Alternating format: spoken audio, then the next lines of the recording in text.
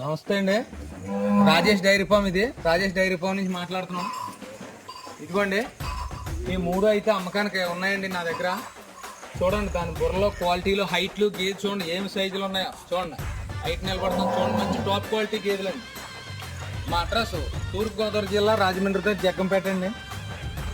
జగ్గంపేట మండలం మరిపా గ్రామం.